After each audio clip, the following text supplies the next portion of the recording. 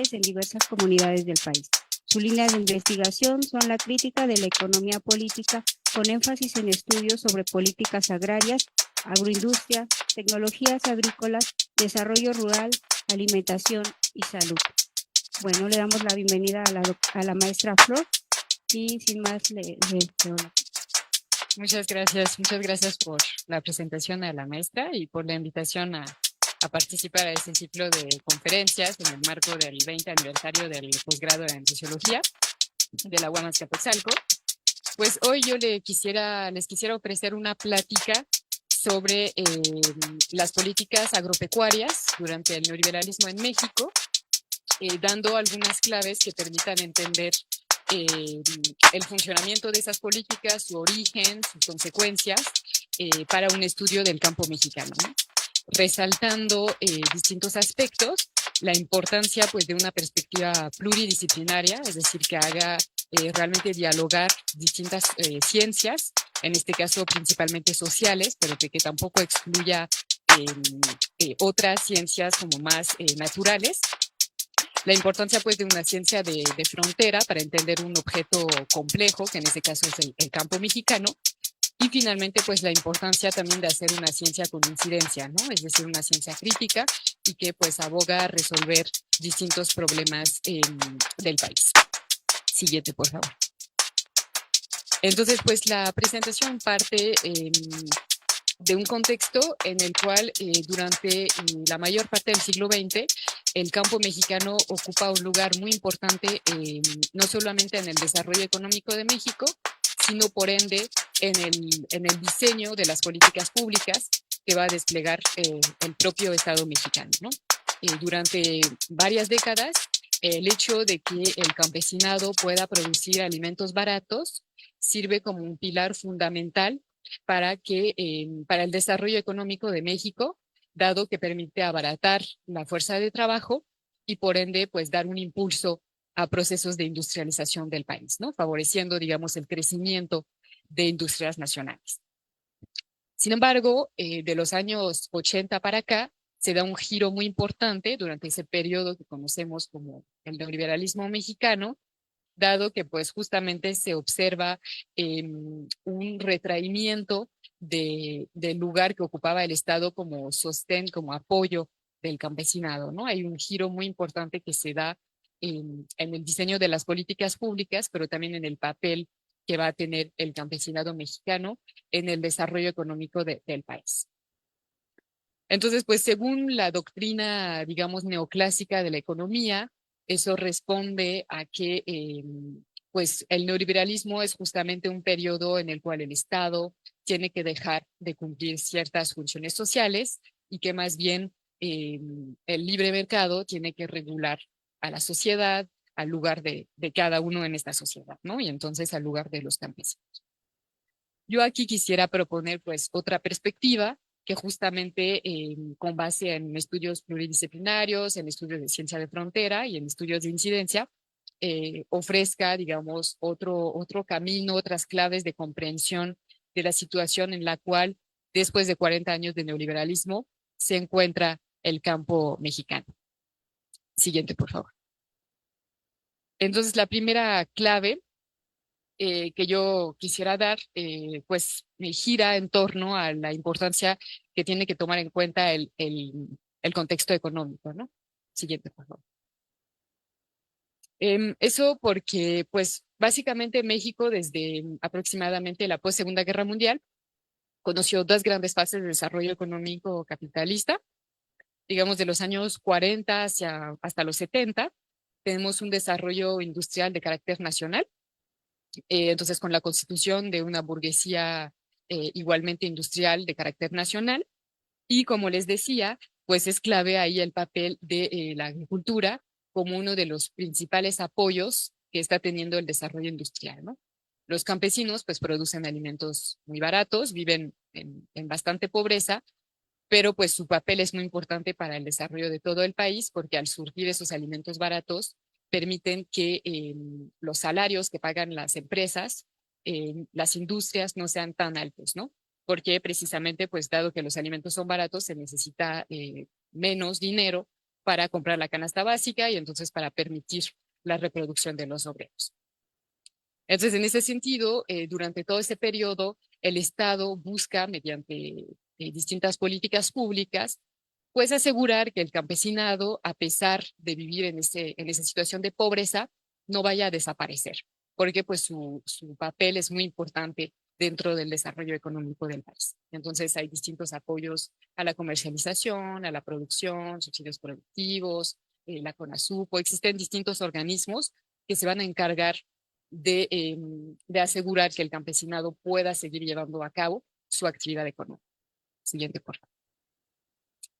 Pero a partir de los años 70 y más claramente a partir de los años 80, el Estado mexicano se hunde en una profunda crisis de la deuda que va a estar negociando frente a organismos internacionales como son el FMI o el Banco Mundial y que van a imponer a México a cambio de préstamos una serie de ajustes estructurales, ¿no? Que en realidad mediante pues, procesos de privatización, de desregulación, van a ofrecer una oportunidad histórica para que distintos capitales privados, sobre todo extranjeros, principalmente estadounidenses, pero también europeos y asiáticos, entren y se apoderen, digamos, de distintos sectores económicos estratégicos del país, ¿no? Entonces hablamos de los transportes, tendencialmente del petróleo, del agua, de la gestión de diversos recursos naturales y también pues de sectores estratégicos del desarrollo económico de México, ¿no? En este proceso, pues la burguesía mexicana, la burguesía industrial, se vuelve poco a poco una clase terrateniente, es decir, poseedora de tierras o de recursos naturales que va a rentar a esas industrias extranjeras que se emplazan en el país y poco a poco vamos a tener una reindustrialización del territorio mexicano con capital productivo extranjero, ¿no? Sobre todo norteamericano, ¿no?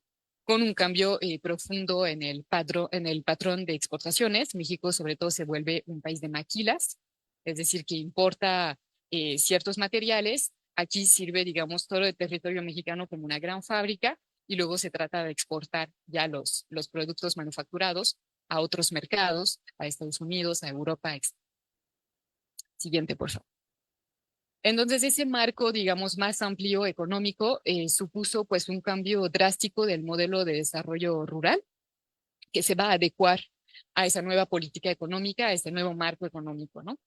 Es decir, que se deja de apoyar al pequeño campesinado, al mediano campesinado, y más bien se propicia drenar el campo de sus campesinos para que se pueda introducir todas esas nuevas industrias, esos proyectos extractivos que se puedan introducir en el campo y que pues todo ese campesinado que antes trabajaba, pues ya se vuelva una fuerza de trabajo barata para todas esas nuevas industrias que se emplazan en el país. Y a la par, se va a fomentar el desarrollo de un sector agroexportador muy fuerte, ¿no? Entonces tenemos realmente un giro muy importante en el diseño de políticas públicas que responde a su vez a un proyecto muy peculiar y muy distinto para el campo, ¿no? Se busca diseñar un campo que sea un campo agroexportador y ya no un campo centrado en la producción de granos básicos para el mercado interno, para abaratar la fuerza de trabajo. Ya es un proyecto realmente de desarrollo totalmente distinto, ¿no? Que va a tener como principal consecuencia pues una reestructuración de la política agropecuaria. Siguiente, por favor.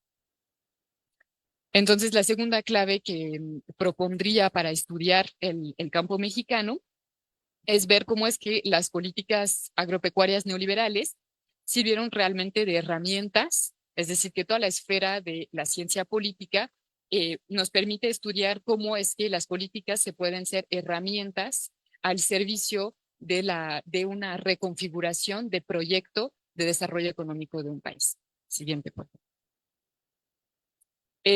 Las políticas públicas durante el periodo neoliberal a nivel del campo se van a enfocar hacia una reducción y una regresividad de los apoyos productivos, es decir, que todos los apoyos, los subsidios a la producción ya se van a concentrar hacia la agricultura empresarial, la agricultura llamada protegida, que van todas las grandes empresas que a su vez se sitúan muchas veces en estados del norte, aunque también del centro de México para la producción de hortalizas y de frutas.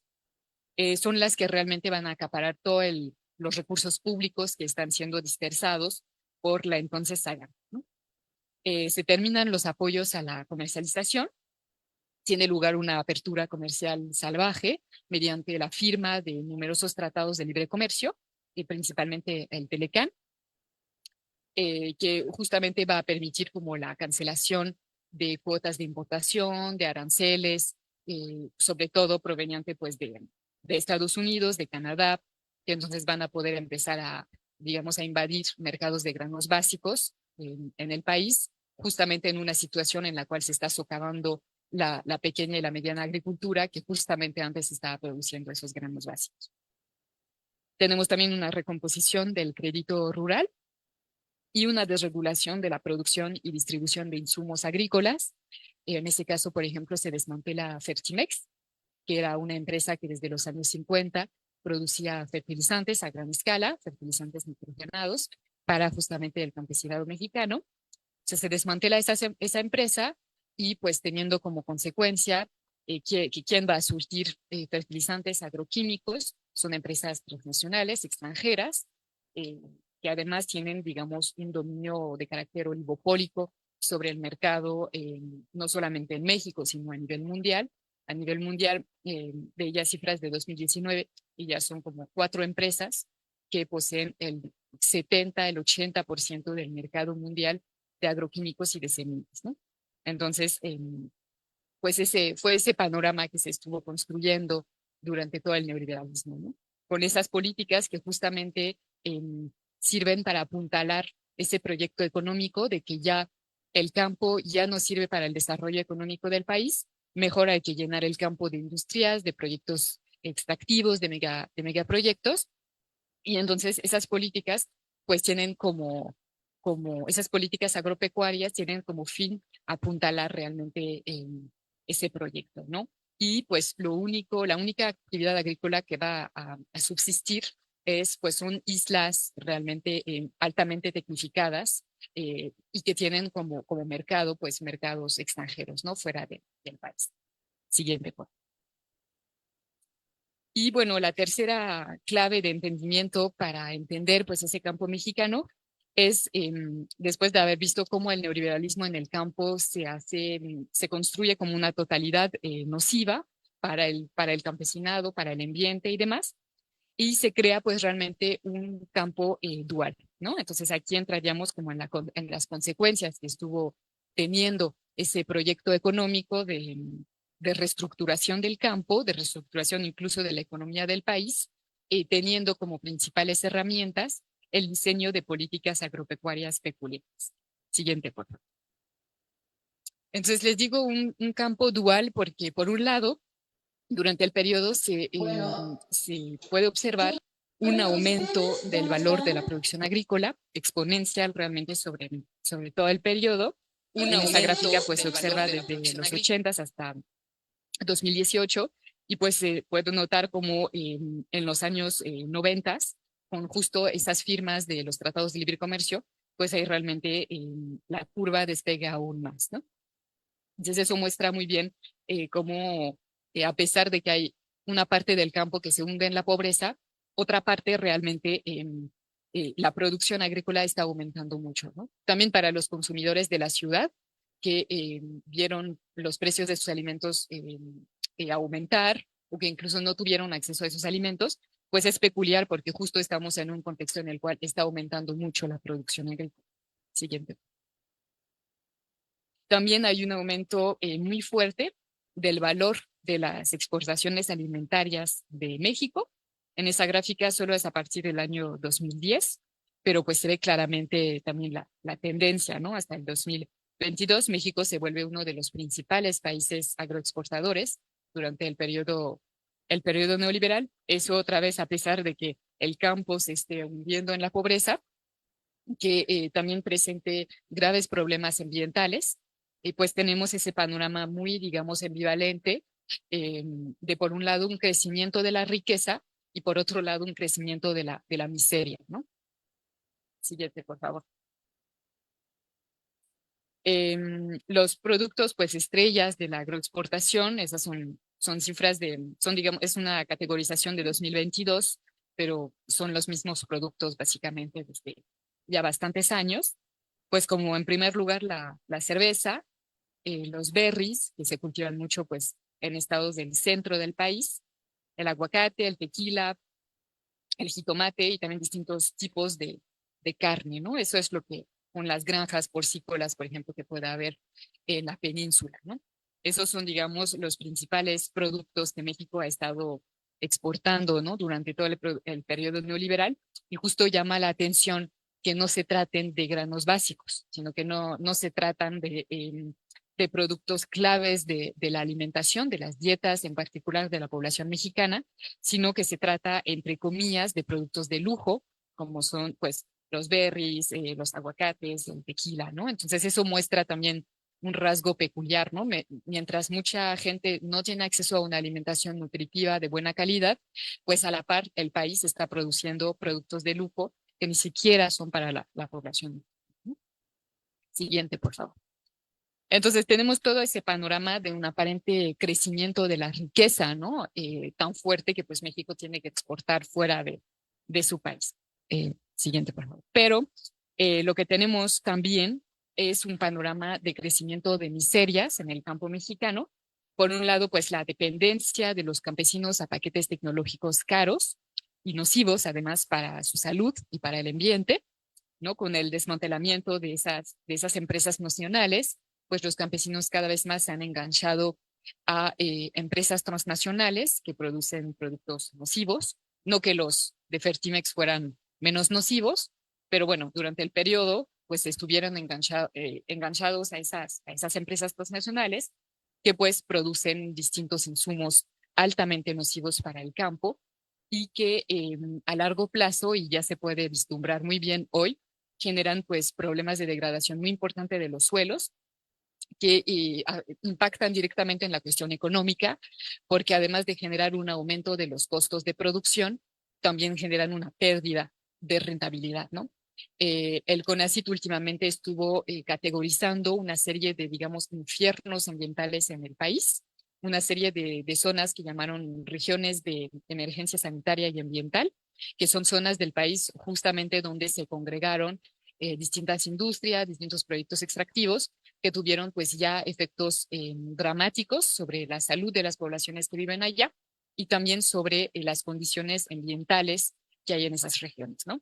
Y ahí pues el papel de la agricultura, en particular de las agroindustrias, también tuvo un papel muy importante al usar pues una serie de agroquímicos que tienen, que conllevan procesos de contaminación de aires, de suelos y de aguas también muy importantes, ¿no? Entonces también en ese marco habría que contemplar pues un sobreuso y a la vez procesos muy altos, muy agudos de contaminación de recursos naturales, ¿no? Que también indirectamente pues afectan la actividad campesina, ¿no? Hoy muchos campesinos no tienen acceso a agua, a posibilidad de riego, solo dependen de condiciones de temporal y pues en periodos de sequías se encuentran ante situaciones muy difíciles y entonces justamente al no poder tener acceso a riego, por un sobreuso, por una contaminación de los mantos freáticos que están generando distintas empresas, pues enfrentan un escenario todavía más complejo, ¿no? Entonces, en ese marco y también con la retirada de todos los apoyos, los subsidios económicos que tenían durante el periodo anterior al neoliberalismo, pues tiene lugar un proceso de empobrecimiento muy fuerte de las unidades productivas campesinas, que pues tiene como efecto directo pues la migración campesina, es decir, mucha gente abandona su parcela para ir a trabajar a la ciudad o al no tener producción porque sus tierras están siendo infértiles o porque no tienen acceso a distintos elementos, empiezan a trabajar pues de jornaleros en parcelas ajenas, ¿no? Pues teniendo eso como efecto también la fragmentación de los tejidos sociales y pueblos vacíos, ¿no? O donde solo quedan, por ejemplo, las mujeres. Siguiente, por favor. Aquí hice un mapa del uso de agroquímicos en México con datos de 2007, no hay datos más recientes. Entiendo que CONACYT los está recopilando a la fecha para tener ya datos más actualizados. Sin embargo, pues se puede ver muy bien en ese mapa cómo hay una concentración, ¿no? En la parte centro de México del uso de agroquímicos, que justamente esta parte corresponde a lo que se llama el eje neovolcánico, que es ahí donde también se emplazan todas las industrias o una gran parte de las industrias de los corredores industriales urbanos que hay en el país, ¿no? Entonces, que no están ajenos también al desarrollo de la agroindustria y a la dependencia que tienen incluso pequeños campesinos a esos paquetes tecnológicos. Siguiente, por favor. En ese mapa, pues se ve la degradación de recursos bióticos en México. Recursos bióticos básicamente es fauna y flora. Y justamente si se comparara ese mapa con el anterior, yo creo que se podría observar una correlación, ¿no? Es decir, a más industrias, más uso de agroquímicos, pues más pérdida de recursos bióticos. Siguiente, por favor. Aquí dos mapas de pobreza y pobreza extrema en el país, justamente pues concentradas en estados del sur, donde estaban precisamente la población campesina, los campesinos más pequeños, más pobres, pues justamente ya toda la pobreza se está concentrando en esos estados, no por nada, ¿no? Sino porque justo el campesinado fue muy impactado, fue muy afectado por todas las políticas neoliberales. Siguiente, por favor. Y finalmente una tabla muy sencilla que muestra el envejecimiento de la población que trabaja en el campo en México, porque justamente ya los jóvenes, ante las condiciones económicas difíciles que se están padeciendo en el campo, pues ya no están interesados en seguir teniendo ese tipo de actividad económica, ¿no? Entonces hace que pues realmente lo que se queda es población más grande que poco a poco pues se va a jubilar, va a dejar de trabajar por cuestiones de salud, porque ya están cansados, y entonces eso va a propiciar una nueva ola de desagrarización, de descampesinización del país, ¿no? Como se puede ver, pues en el 2007 solamente alrededor de un 30% de la población que trabaja en el campo tenía 60 años o más, y ahorita ya estamos en un 41%, ¿no? Entonces eso son cifras que pues también nos tienen que alarmar. Siguiente, por favor. Y bueno, en conjunto esas miserias del campo en México, pues también fueron miserias para toda la población mexicana, al implicar una pérdida de soberanía alimentaria, la entrada de empresas transnacionales que cada vez más nos venden pues comida chatarra, que propician pues cambios en las dietas y el consumo de alimentos ultraprocesados, y finalmente que están vinculadas pues con el desarrollo de nuevas enfermedades degenerativas y crónicas como la obesidad, la diabetes, la hipertensión, ¿no? Que están vinculadas no solamente a una mala alimentación, pero además a una contaminación de los alimentos, ¿no? Con agroquímicos. Siguiente, por favor. Pues, siguiente. Brevemente, las conclusiones, para no extenderme más. Creo que con esta ponencia, pues quise mostrar que la situación del campo solo se puede entender dentro de un marco más amplio que pues apela a las ciencias económicas, a la ciencia política, también a estudios de salud, a estudios sociológicos, que realmente se puede hacer investigaciones con una perspectiva mucho más pluridisciplinaria, que el campo en ese sentido es un objeto complejo que necesita una perspectiva más de la totalidad, unas ciencias de frontera, que también creo que cada vez más se está impulsando ese tipo de perspectiva ante pues la complejidad que tiene la realidad social, ¿no?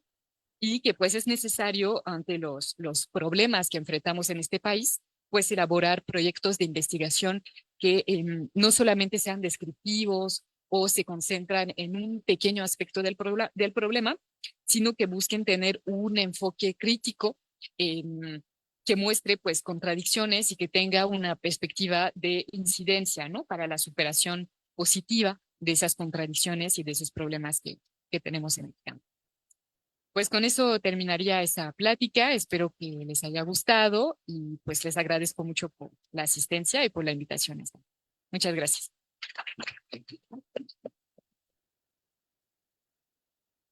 Muchas gracias, maestra Flor. Bueno, como vimos, una práctica muy interesante.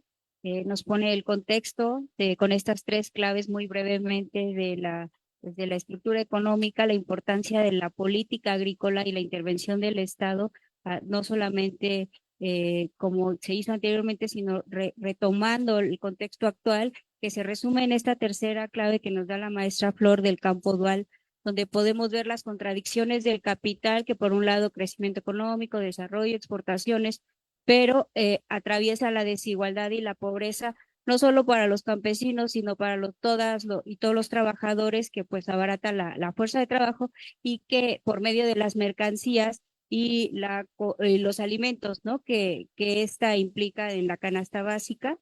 Y bueno, pues es un tema complejo que atraviesa, pues, como ella misma lo dijo, la multidisciplina. Entonces vamos a abrir la ronda de preguntas y respuestas para que la maestra Flor pueda dar el panorama más amplio de su investigación. Entonces, sí, adelante, por favor.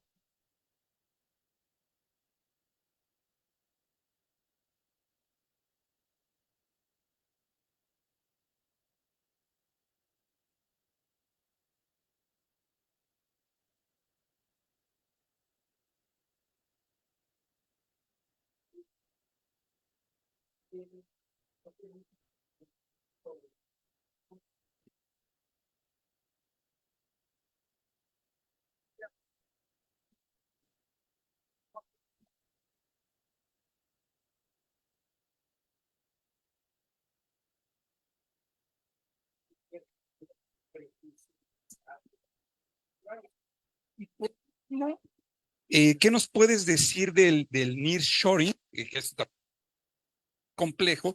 O sea, ya como el nearshoring, eso, así como el milagro mexicano, que sabemos que en el milagro mexicano, pues había estado de bienestar, ¿no? Que también estábamos descontentos y también tiene sus cuestionamientos, o es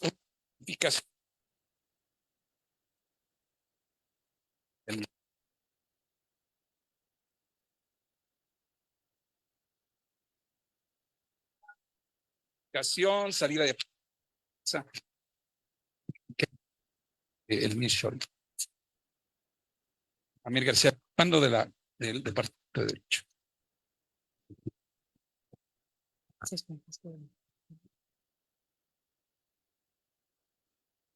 Les contesto, ¿no? De una vez.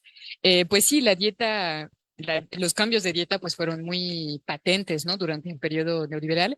Yo creo que ahí un papel importante un actor importante fueron los tratados de libre comercio, que justamente permiten que distintas empresas transnacionales entren al país y entonces puedan colonizar ciertos mercados, justamente en un contexto en el cual se está destruyendo la agricultura de granos básicos en el país. Entonces, por un lado, quitas los elementos que constituyan la dieta básica, de la dieta ancestral de México, frijol, maíz, y por otro lado, agregas nuevos elementos cada vez más basados en productos ultraprocesados.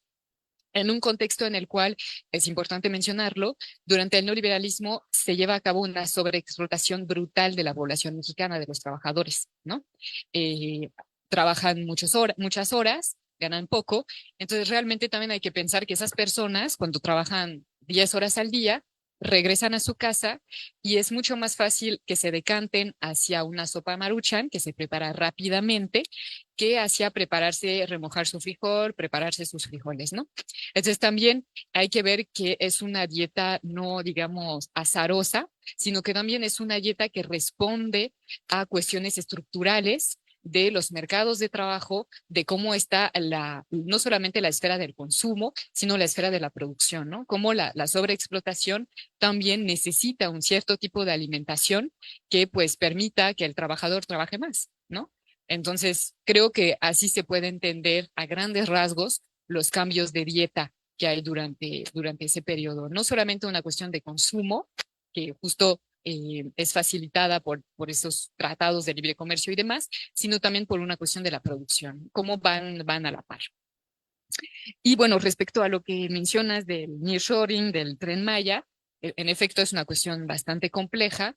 Yo creo que lo que se está intentando con el gobierno actual, porque estamos hablando del gobierno de la 4T, es pues encabezar, digamos, un nuevo proyecto capitalista que sigue siendo capitalista, es importante mencionarlo. En ningún momento se propusieron, digamos, entrar al socialismo o salir del capitalismo, no, nunca fue planteado en esos términos.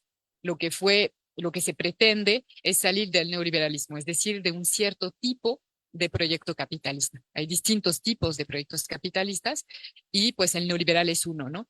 Entonces lo que se propone es otro que otra vez, digamos, se base no en empresas transnacionales extranjeras, sino que busque cada vez más dar un papel a industrias nacionales, a capitales nacionales.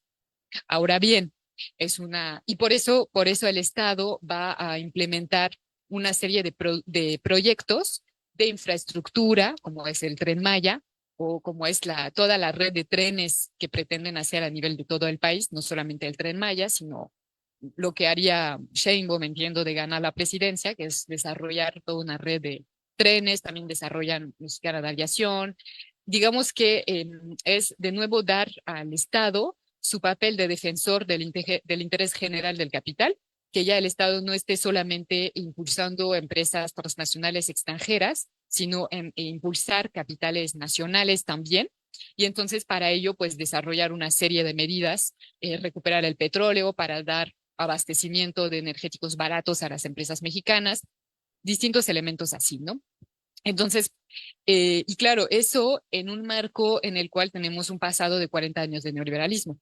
Entonces, la transición entre esos dos, entre un proyecto capitalista neoliberal y un proyecto capitalista de otra índole, pues es largo, ¿no? No se hace de un día para mañana. Entonces, y por eso lo del nearshoring, todavía tenemos que lidiar con condiciones que fueron establecidas durante el neoliberalismo.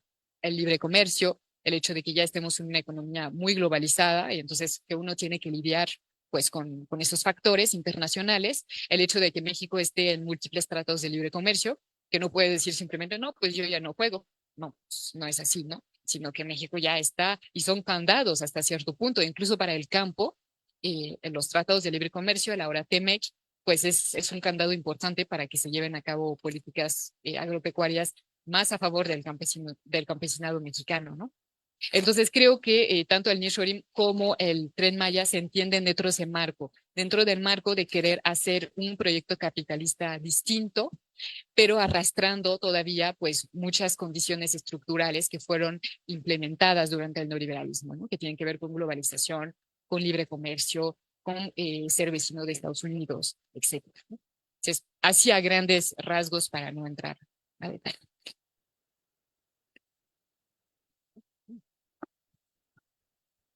Buenos días. Bueno, mi pregunta sería, en cuanto a las condiciones climatológicas, sociales y políticas actuales, ¿de qué forma incentivar y ayudar al campesinado para que subsista y permita la iniciativa a su conservación, pero desde las reformas posibles en en las políticas agrarias? Es decir, se me hace absurdo en cuanto a la ejemplificación que hoy en día existe, porque si es un ejemplo, lo comento, el que el gobierno actual apoya al campesinado con, en este caso, el, el, el apoyo que era, perdón, ¿cómo se llama? Procampo, que ahora tiene otro nombre, pero, o sea, es muy absurdo, ¿no? Que ya ahora sí se le ayuda al campesino con estos fertilizantes, pero tienes la condición climatológica en contra, ¿no? De esta, se podría decir, disparidad, ¿no? Entre condiciones de apoyo y una condición climatológica. Esa sería mi pregunta.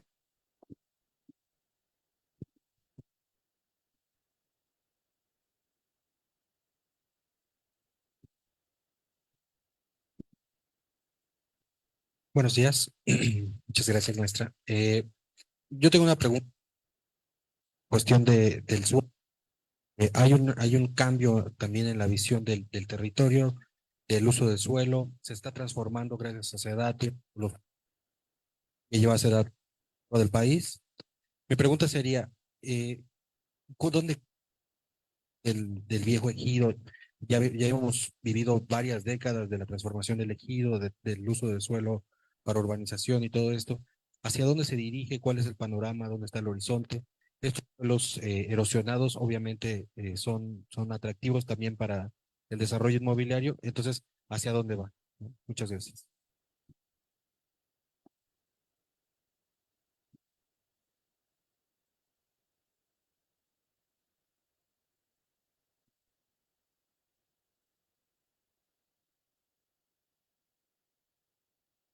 Buenos días. Hace como 15 años subió el precio de la tortilla, no sé si recuerden, se disparó. Me tocó ver un documento, soy ingeniero civil egresado de aquí, donde Fidel Herrera, el gobernador de Veracruz, se había comprometido la producción de maíz de todo Veracruz, y no sé si algunos otros estados también, para producir etanol, eso con el Fondo Monetario Internacional, no sé si está enterado de esto. No sé ahorita qué postura tenga el actual gobierno en este proyecto, si se llevó a cabo, no se llevó a cabo, porque la tortilla ya no bajó. Nos dio la idea de que comer tortilla de otro tipo, de nopal o de o de maíz, ¿no? ¿Por qué? Porque ahorita la sociedad requiere gasolina, proveniente de etanol. Y otro comentario, estoy viendo en Hidalgo, tengo familias allá, que muchos ya están dedicando al cultivo de invernaderos. Esto está provocando mucho la desertificación del suelo, porque están dando un uso muy drástico a la agricultura. Muchos ya no, campesinos no le ven beneficios o productividad a la agricultura tradicional. Muchos están yendo por la cuestión de los invernaderos. Y es lógico, porque también es riego por goteo. Sí, se ahorra bastante agua, pero también muchos están abandonando el campo y están tendiéndose a la desertificación. Gracias.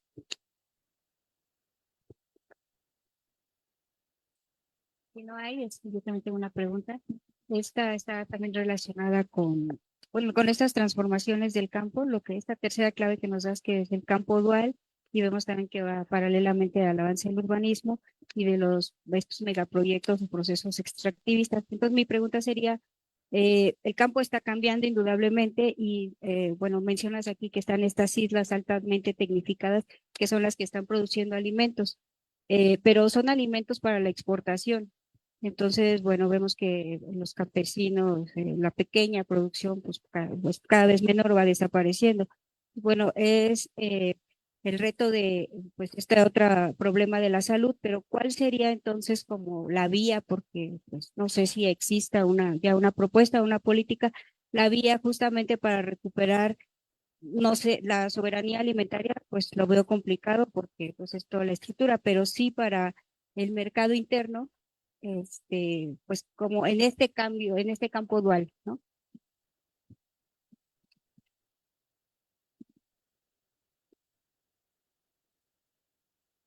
Hola, muchas gracias. Yo quisiera preguntar como justamente estas nuevas propuestas sobre, ay, es espirulina, espirulina, ajá, la espirulina, o sea que se presenta como para mejorar, digamos, la salud en cuestión de cambiar dieta, de introducirla de una manera interesante, ¿no? Pero, em, ¿cuál es como tu visión respecto a esto? ¿No? O sea, que, vaya, si tiene, ¿cómo decirlo? Em, futuro, esta propuesta sí podría ser una opción a futuro. Gracias. Bueno, voy a tratar de ser sintética ante esas múltiples preguntas.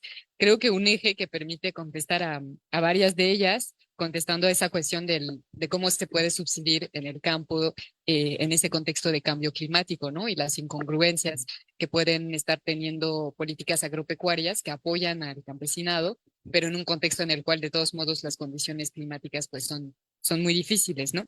También para esta cuestión de la reconstitución de los suelos, pero también para esa cuestión de la recuperación de la soberanía alimentaria. Creo que una apuesta importante que es muy novedosa de este gobierno actual es estar empezando a desarrollar procesos de agroecología, que eso es una gran novedad. Realmente ningún gobierno anterior de México estuvo implementando a nivel federal procesos de producción agroecológica, que son procesos que justamente permiten que la actividad agrícola sea más flexible ante problemas de cambio climático. Que, bueno, de todos modos, el cambio climático hay aspectos que el ser humano puede controlar y otros aspectos que no se pueden controlar, ¿no? En el caso de las sequías, por ejemplo, a veces pues no llueve porque no llueve y a veces también no llueve porque ciertas empresas, no sé si saben que en Puebla, por ejemplo, la Volkswagen ha sido involucrada en que dispersan en las nubes con avionetas o con camiones yoduro de plata para impedir que llueva y que graniza sobre todo sobre los parabrisas, ¿no? De los carros para que no se rompan y demás. Entonces, bueno, hay que ver hasta dónde el cambio climático es culpa de unos pocos y entonces pues ver cómo es que se puede controlar a esos pocos también para que dejen de afectar la actividad agrícola, ¿no? En Puebla los ejidatarios, los campesinos pues sí se han quejado, ¿no? De que no está lloviendo y señalan directamente a la Volkswagen, ¿no? Entonces, pues creo que acciones así se pueden hacer, pero que en términos, digamos, de impulso a un tipo de actividad agrícola, pues sería la agroecología, ¿no? Que eso nos da más poder, más fuerza para resistir ciertos procesos ciertos obstáculos climáticos que tenemos que enfrentar, ¿no? Entonces, el gobierno actual, digamos que ha intentado hacer una transición hacia esos modelos, que no es completa. Es un gobierno que sigue dando fertilizantes químicos y que sigue hasta cierto punto pues apoyando el modelo tradicional de agricultura, pero que tiene ya, digamos, unos avances al respecto, ¿no? Con distintos programas en producción para el bienestar, por ejemplo, que mencionabas, que era el antiguo Procampo. Se forman escuelas de agricultura campesina agroecológica y donde pues aprenden distintas técnicas para enfrentar distintos retos a nivel climático. Me tocó el fin pasado ir a visitar una en Morelos, donde un campesino pues me explicó distintas técnicas, distintas herramientas que están desarrollando justo para enfrentar pues problemas de sequías. Era en el sur del estado de Morelos, donde hace un calor infernal y donde está muy seco, y ahí pues están desarrollando distintas técnicas para justamente enfrentar esos problemas, ¿no? Entonces creo que la agroecología pues puede ser un eje importante, ¿no? Que en ese mismo sentido pues también es un eje que ha participado a la reconstitución de los suelos. Yo trabajo especialmente el programa Sembrando Vida y también con ejidatarios del sur de Morelos. Me ha tocado ver cómo tenían parcelas muy compactadas porque habían tenido ganado durante muchas décadas. Entonces ya suelos muy compactos donde casi no crece nada y con el programa, poco a poco, con meter insumos orgánicos, pues fueron restableciendo poco a poco una actividad de microorganismos en los suelos, entonces ya donde pueden de nuevo sembrar unos arbolitos, unas plantas, ¿no? Entonces creo que también con ciertas técnicas agroecológicas que mezclan técnicas ancestrales con nuevos conocimientos, pues justamente están empezando a poder salir y a poder revertir grandes daños ambientales que fueron causados a lo largo de varias décadas y agudizados durante el periodo neoliberal. En ese sentido, pues creo que se tendría que radicalizar la estrategia agroecológica, buscar que se masifique y que también grandes productores, que son ahora los que realmente surten el mercado interno de México, además de empresas transnacionales, están empresas grandes del norte de México, de Sinaloa, que van a cultivar pues el maíz que consumimos en el país. Esas empresas que también le den a la agroecología, que habría que ver cómo es que se puede hacer para que esas empresas poco a poco también usen técnicas agroecológicas, ¿no? Para tener productos con menos impacto ambiental, con un impacto ambiental que no sea tan fuerte y también con una mejor calidad del producto final para el consumidor. Hasta la fecha, pues el gobierno, por la deuda histórica que había hacia el pequeño campesinado, se concentró casi toda la política agropecuaria hacia pequeños campesinos.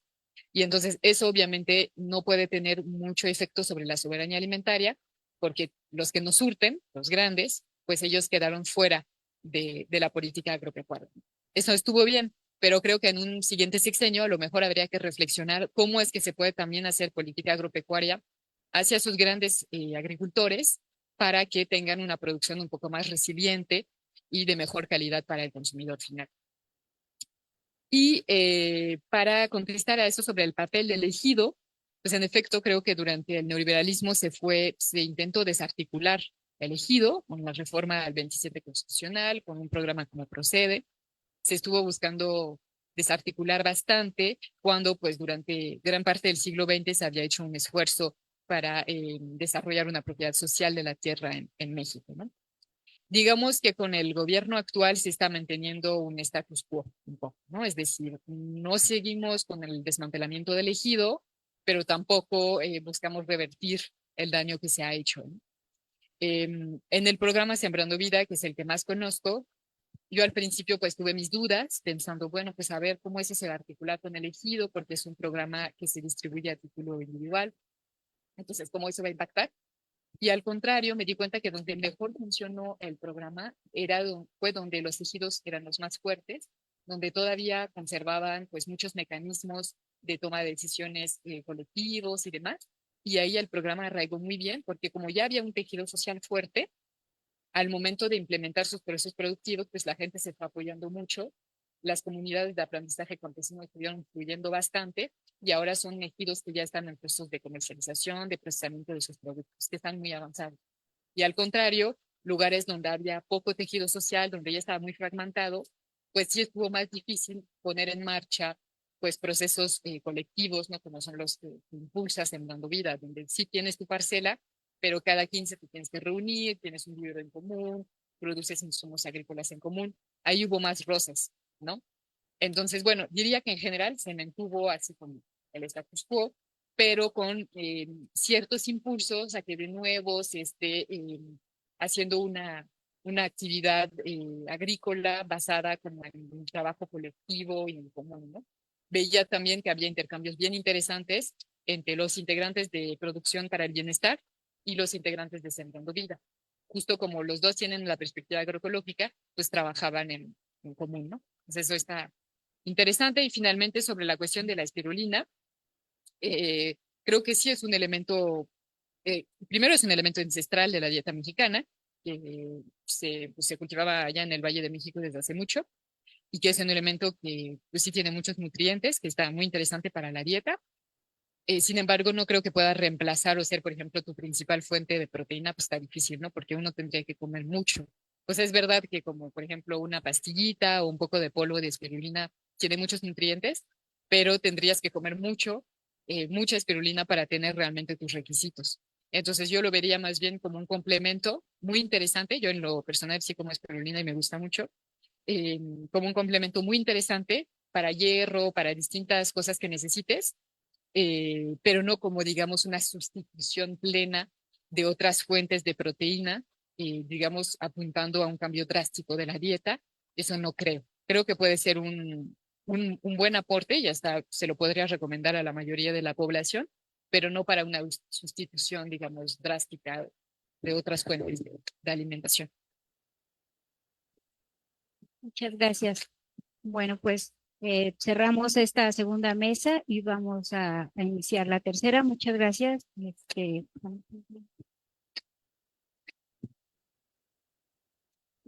damos las gracias a la maestra Flor Tejar y le entregamos su constancia y un presente por este 20 aniversario. Muchas gracias. Muchas gracias, Tamale.